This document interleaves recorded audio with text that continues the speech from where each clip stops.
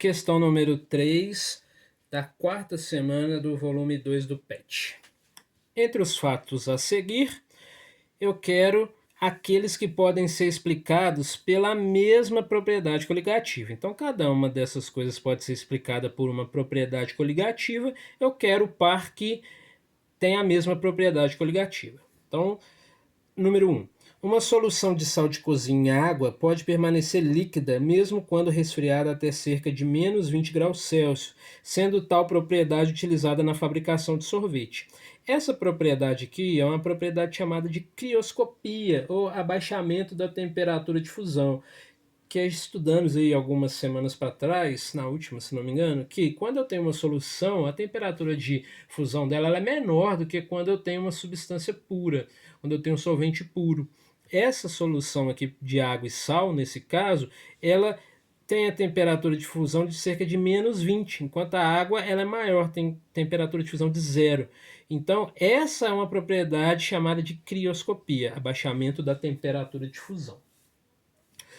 2. O açúcar adicionado à salada de frutas provoca um aumento no volume do caldo. O que acontece? Quando eu tenho uma salada de fruta, eu tenho lá um caldo e eu tenho um líquido dentro ainda das frutas, né? Eu tenho o caldo e o líquido. Quando eu coloco açúcar no caldo, o que acontece? A água que está dentro das frutas ainda, ela migra para o caldo por osmose. Esse aqui é o fenômeno da osmose.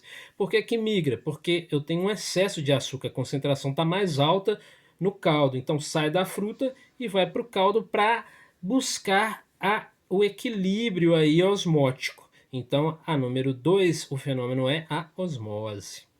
Número 3, a adição de sal de cozinha à carne bovina é utilizada na fabricação de charque.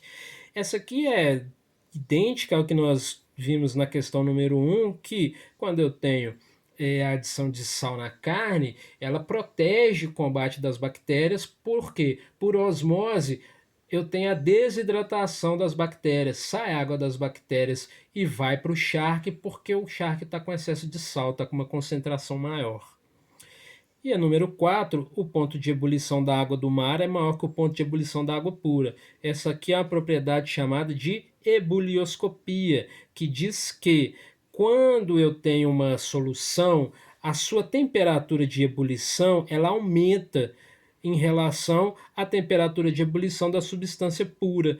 Então, esse é um aumento da temperatura de ebulição chamada de ebulioscopia. Então, número 1, crioscopia, 2 e 3, osmose, 4, ebulioscopia. Ou seja, 2 e 3, a alternativa correta, letra C, porque as duas são osmose.